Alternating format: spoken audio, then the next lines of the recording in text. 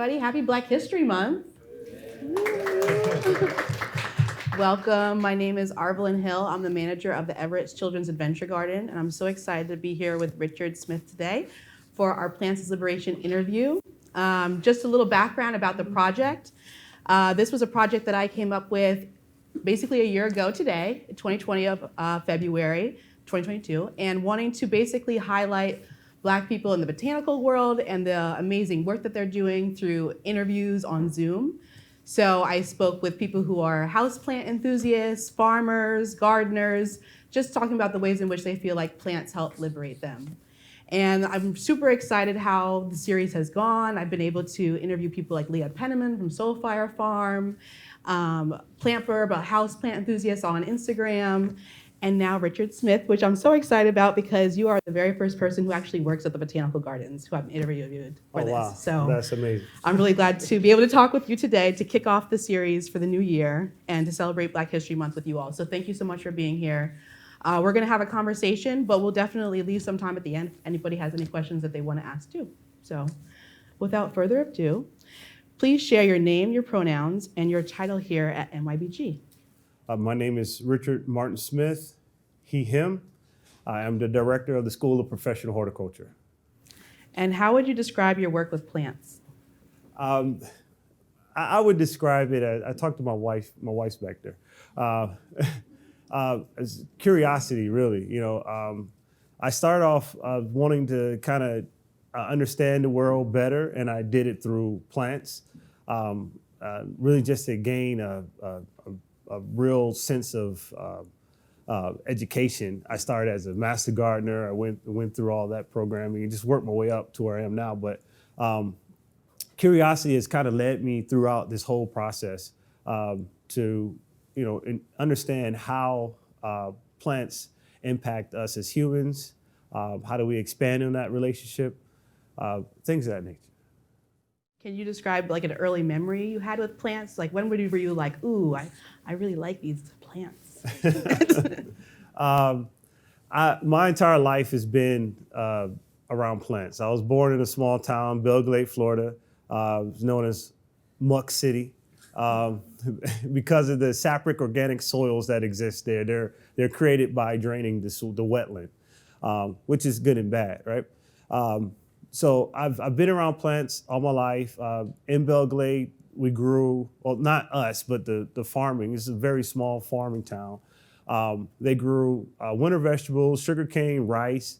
So I was around that a lot. My grandmother, she was, my great-grandmother, she was very much into plants. Her name was Mother Rivers is what she was called. And she grew sweet potato, beans, grapefruit, kumquats, these little sour, citrusy fruits. I didn't like them, but she would make like jams and jellies out of them. It was fine. So that's kind of where I started out. But something that like impacts my memory is really like, I don't know. It's been through my whole life. I've had gardens. So we've moved from, sorry to get so long, but No, you're good. We've moved from Belgrade into like on the coast of Florida. South Florida would be Port St. Lucie, Vero Beach, then eventually Fort Pierce into Orlando. And each of those places I've had a little small garden that I would grow myself. So that's something that was with me. I would grow oranges, things like that, navel oranges, just tons of sugarcane was a big one for me. But just growing edible foods was part of my growth growing up, yeah. I love that because I grew up on the East Coast, so having a citrus garden was like, what? That's amazing. So that's super cool that you had that in your upbringing. It was my favorite. It would go out and I would eat so many oranges when I was a kid. It was terrible. They would make a joke that I would turn orange because how many oranges I would eat. But the navel orange I would eat had a big nipple on the bottom of it, and it was just an amazing experience. I got so engulfed in the agricultural, horticultural world at such a young age. I was aware of news articles that would come out, particularly like they had one that came out about canker, citrus canker. And so they would go out, the government went out and destroyed all the trees of homeowners to kind of limit the impact that the canker had on the industry.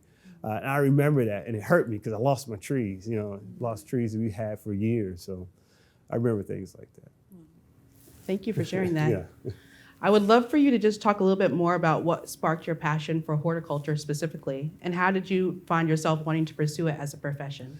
Okay. So like I said, I've been around plants my entire life. They're just a part of who I am. When my wife, we bought a house in Orlando, one of the first gifts she gave to me were some pepper plants, and that was my first garden back home. And eventually that became like, papayas and all type of stuff. But to turn it into a profession was something I didn't think I could do. I never put that idea into my mind. My first go around so I'm a career changer. My first go around was in finance. So as I had my gardens and things, I was internal auditor for furniture companies. I worked in banks, and it's fun, but it's not really fulfilling, And then 2008, I don't know how many people remember that. I see some young faces in here. So 2008, market took a hit, and so I was working at a furniture company doing audits. And if people don't buy houses, they're not really buying furniture. So things had to change for all of us. So eventually I was like, you know what? I'm gonna see if I can go back to school and make this thing a career. So with the support of my wife, and I became a master gardener. I did that. Became a certified Florida horticultural professional. I did that right away, and found out through the program that I could eventually go into University of Florida. I went to University of Florida, studied plant science with the focus on environmental horticulture and nursery management. I graduated summa cum laude, worked as a biological scientist right after that, studying medicinal plant production, greenhouse production. I have a couple of papers written from that. One of them is the first paper written on hop production. I grew hops in Florida, which is weird because people at the time didn't grow hops before, but now they do. So that's exciting. But all of that kind of helped me realize I could really do something with this. And I didn't know I could come to a botanical garden though. That's what changed for me. I was in science and governmental relationships. I never thought that a botanical garden would be an opportunity for me until we had been talking, my wife and I, and just looking for different places that we could go because we got tired of Florida. If you know about Florida, you get tired of it too. So we got tired of it and started looking at other locations. And she's from New York, so if I told her if I'm going to move, I'd go to New York. That's the only other place that I could think of seeing myself. And it just so happened the position was there. Director Charles had been in the position for 19 years, and so it's not like something like this happens frequently. So, in all honesty, I was teaching horticulture in Florida in high school. And in all honesty, I didn't really have anything to lose in applying for the position. So it was just an excitement that if it works out, we're going to New York. And so yeah, that's how I got here. It was an exciting time for my family and I. Yeah. I love that. I love that sometimes, like you said, it was a weaving and winding road, and you weren't necessarily in the plant world, but the plants were always there as kind of like a respite. And then it was like, okay, why don't I just make this the thing? Right. Yeah. And that's what it was. It was just something that's just a part of who I am. I love plants. I couldn't imagine my life without having plants in it. I get that love for plants from my grandmother, my mother. It's just there. House plants. One thing I'm still working on is landscape plants. I'm still working on it because my background is in research, but. It's just there, and it's something I really can appreciate for being given that gift. Yeah. Thank you. It sounds like you've come so far. Like you've had a really exciting journey. I also want to talk to you more about medicinal plants maybe later. Okay. All right. Thinking about the field of horticulture and being Black in the field, I'm wondering if you could just speak a little bit more about what it's like to be a Black person in the field of horticulture. What are some of the joys? What are some of the challenges? What are some of the things that you think about in the field? That's a when you sent me that was a tough question. because growing up in Florida, coming to New York, you don't really, in Florida, you don't really reveal that about yourself. You're Black, you exist, you don't really talk about it, but here, this is not the first conversation I've heard or had that talks about, a Black person's perspective, So it's really good to have that. But being Black in horticulture can, I guess, for me, sometimes feel lonely, because you don't often see people who look like you. You have your family, right? Your family, you see those people all the time, but when you go to work, you don't see those people quite as often. So that's kind of one of the, challenges, of being Black in horticulture. And sometimes it can create this, you're an outsider kind of thing. You want to be involved, but, so I work with myself, to overcome that as well, because it's not something that most people are doing. It's just perception. But one of the joys of being Black in horticulture is that you get to see people who do look like you, and when they are doing stuff like you, it's exciting when they're doing this great, wonderful thing. I think one of the most recent ones I could talk about is Kona Gray. I don't know if you were at that talk, but you're seeing him and the things he's talking about in his journey. You're like, wow, that's really exciting and interesting that somebody who's has this experience, enjoys working in landscapes, and is at kind of the top of his career, So that's really exciting for me. Yeah, but there's plus and minuses, but I think everybody has an experience that could be different. Yeah, what's yours like? Yeah, I have very similar feelings. Yeah. Like definitely a loneliness there. I'm more thinking about outdoor education. Growing up, I didn't have my first Black teacher, other than my mom, who was a second grade teacher. I didn't have a first Black teacher until college. And that included any outdoor spaces, whether it was camps, whether it was after school programs, main teachers. And so I think about the ways in which if I had seen someone who was working with plants at a younger age, how that would have brought me there a little bit faster. Right. But there was people in my family, like my aunt who, lived on a dairy farm in Vermont and milked cows. I didn't have that. I was so glad I had that representation. Yeah. Black women can also milk cows on a dairy farm. Right. And so definitely the same loneliness. But then when you do find your community, it's like, oh, wait, we are here. We always have been here. Right. It just kind of takes a little bit more digging because we weren't necessarily given those people right up front, or they might have not been in our immediate community. But as we kind of open up the lens a little bit more, it's like, oh, there has been a lot of people in horticulture, in outdoor education. It's just kind of finding them. And luckily, the internet has helped that. I know you shared with me Black Horticulture Zoom group, right? Yeah, BIPOC Hort, Black Indigenous People of Color, and it's a horticulture group that we meet on Zoom and we talk about, issues, not primarily in the lens of race, but just an alternative view of horticulture to, I can't think of the word, but yeah, just an alternative view of horticulture. So that's been exciting. That's been like kind of the support group you go to. You have questions or you want to voice something and, have this experience and you get their different perspectives. It's always enjoyable with that group. It's really good. One boy, she's a graduate of the school actually. She kind of started the group herself, and so it's very positive. A lot of great feedback. A lot of people from all over the country, all over the world. I helped organize a presentation from a doctor in Nigeria about environmental horticulture there. So that was great to hear, that perspective and what he was using. To build his goal is to build a botanic garden there that resembles NYBG. I don't know how easy that's going to be. Thank you. I know it can be a tough question, so thank you for being so honest.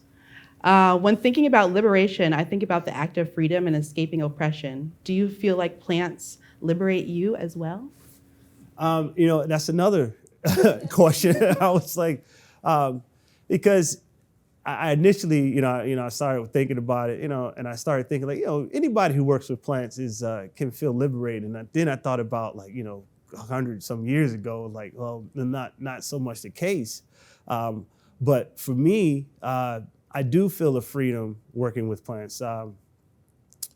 That's the reason why I came to it. That's the reason why I went back and decided, I want to have that freedom, I want to explore.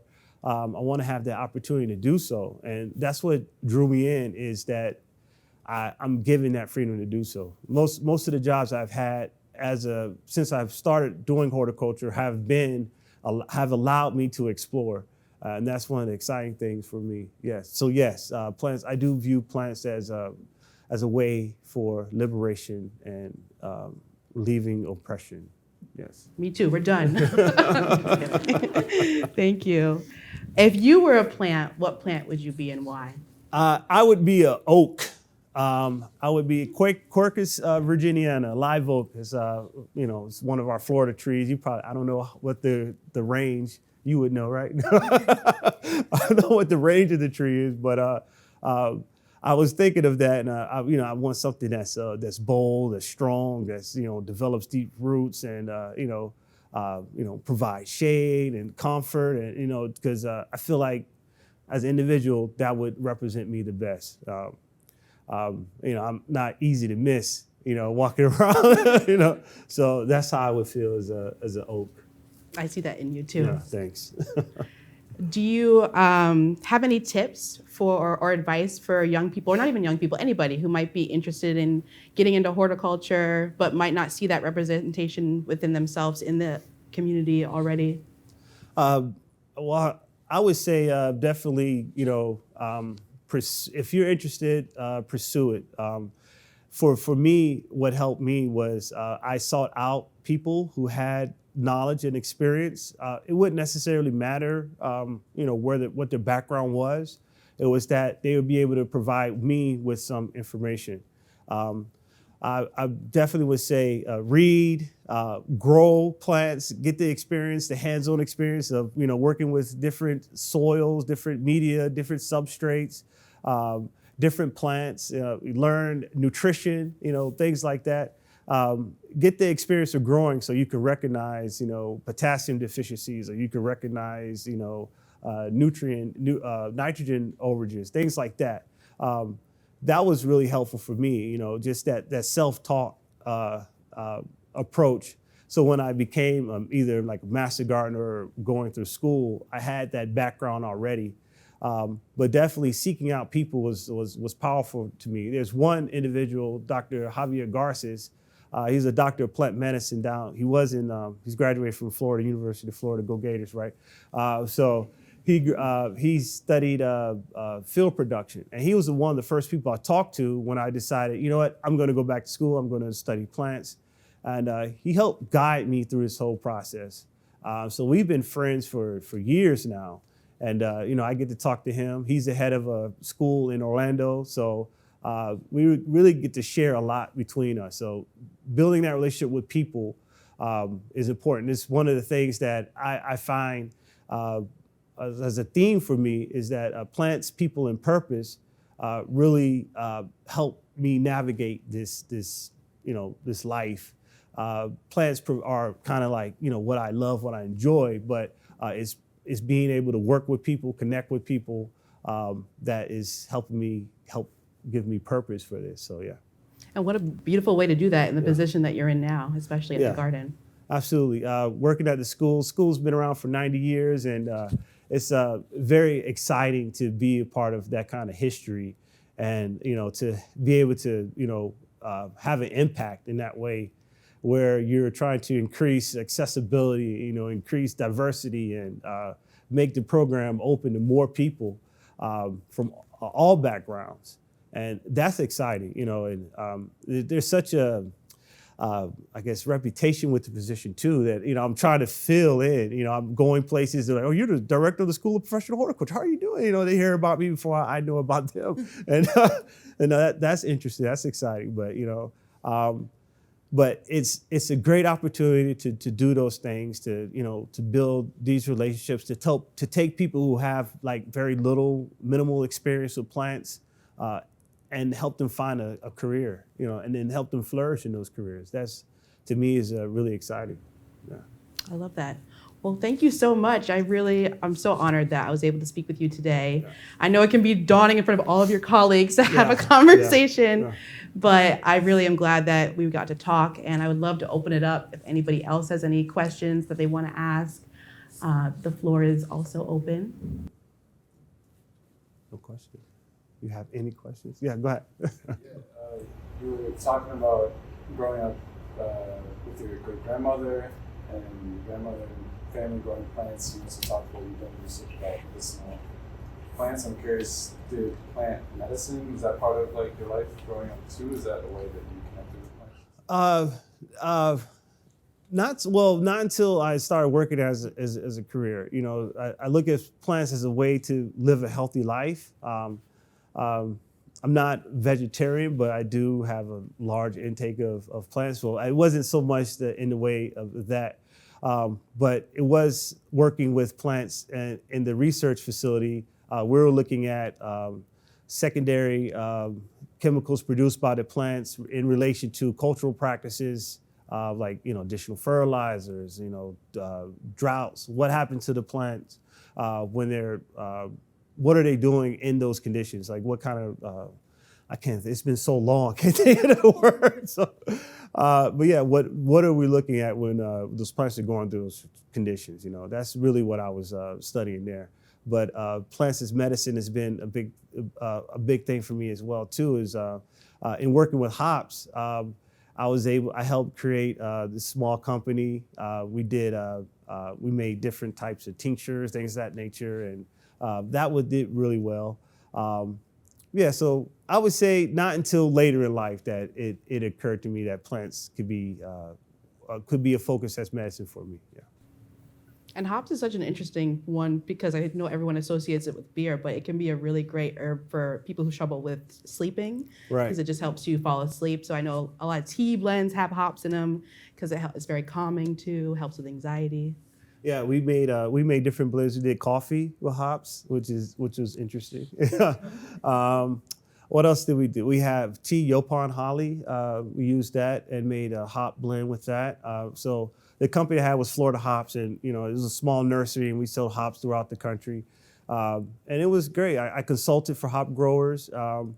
It was great. It was fun. It was exciting, dynamic. I mean, I got to know. I mean, we had nearly thousands of breweries in Florida. I got to know so many of them. It was great. But yeah, hops was a challenge for Floridians. It had never been grown before. And, you know, not in the sense that we didn't know why you couldn't grow it. Like, what do you mean you can't grow it? So that was the research, was to prove whether or not you could do it. And eventually we decided that it could be done. But a little bit of work manipulating the environment. We had to add lights. You know, it's a whole thing. But it's successful now, and that's exciting. But hops were in that business. One of my goals was to pull hops away from beer to make it more of the medicinal sense. You know, they had high phytoestrogen content, so it was good for menopause and all types of things. So that was one of the things that I tried to do with that plant. But people enjoy so much in a beer, it was nearly impossible. Yeah. Can't take it away. No, like no. Does anybody have any other question for Richard? Yeah. Oh.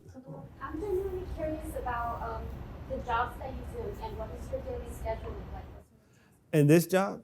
One of the things I like about being director, it's not the same thing every day. There's always something new, and especially being new, there's always something new. Every day is a new day. I haven't been through a cycle yet, so it's not repeated. But my main job as the director of the School of Professional Horticulture is to recruit students and make sure they're in the school, they're having a good educational environment, right? The school is known for a rigorous academic environment, practical hands-on experiences. So my job is to make sure those things are being solidified for that student. And then the students that have been through the program and getting them graduated and then finding them jobs, helping them find jobs, positions in the industry. So those are like the three main things that I do as a director. But besides that, it's answering emails, talking to people, finding teachers. That's another thing I have to do. And then working with the different staff in the garden. So I work, I'm in education, but I work with horticulture, all the different departments there. So I enjoy it. I find it really fun to do that. Yeah. There was another question back there, yeah. A bit more of like a personal question. Okay. Talk a bit about Florida. What tied you the most about it? What drained you the most about Florida? I don't want to say, okay, so there's a couple things, right?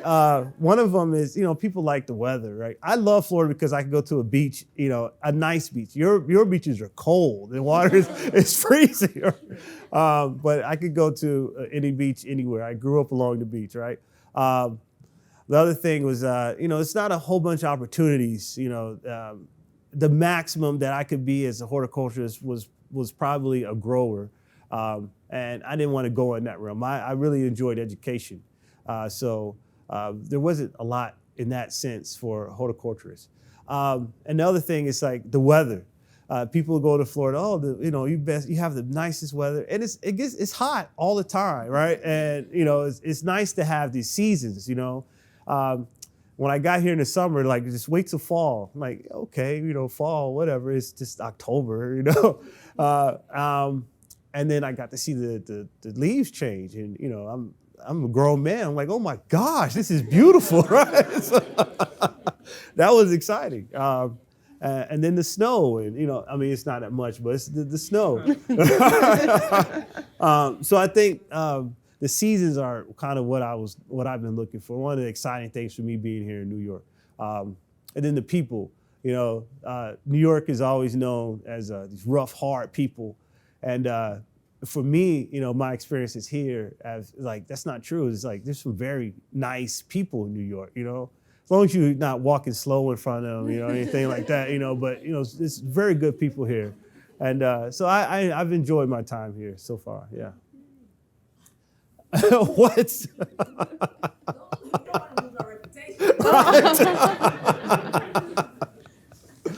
Any other questions? Any more? Yeah. Yes, what's been sort of most surprising, I guess, in general? So, most surprising in taking on this role? The depth that I have. There's a couple of things. One, my background, again, is in research horticulture. My students go through, a ton of botany. And I'm not as strong in botany as, what they go through. So to see them know more about, just identifying, on top of that, I'm new to environment, so identifying the different plants is, I'm working on that too. So that's been kind of the most, I'm getting over it. I'm not, so strong up that I can't, just make it not an issue. The other thing is, I guess the additional roles that I have as far as working as a coordinator for a continuing education, which is additional role, and then helping out with locating instructors for that, things of that nature. It's just combined. It's more than just a director of the School of Professional Horticulture. So that has been the most surprising thing for me, is that the amount of work that is dedicated to these other things too. But yeah, I asked the right person to ask that question. Yes,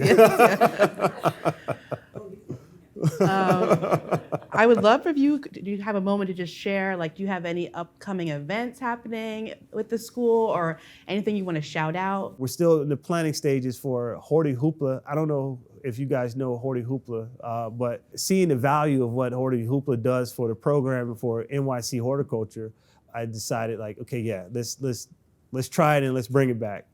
So Horticulture would be in late June. Exciting event, hundreds of people come from all over the tri-state area. So that's exciting to see young people interested in horticulture and opportunity to talk to people and really pursue that as a career, yeah. And where can people find you on the internet? Don't find me on the internet. I'm on Instagram as Big Rich Gardens, right? Real easy. My name's Rich, big, and I like to garden, so Big Ridge Gardens. And then, I really do kind of just those two things. LinkedIn is the other one on the professional side. Big Ridge Gardens is kind of like a random thing about, I went to the Brooklyn Botanical Garden yesterday and I love their bonsai collection. So I took a bunch of pictures of that. And they're not posted yet, but they're soon to come. So, just watch out for that one. Yeah, those are the two places that you can find me. Well, thank you so much again. You're so cool. I'm so glad I got to talk to you today. And thank you all so much for being here. Yeah. Thank you, James, for helping us literally get the space to do this live Plants of Liberation. Happy Black History Month. Yes. And we'll see you next time. Thank you.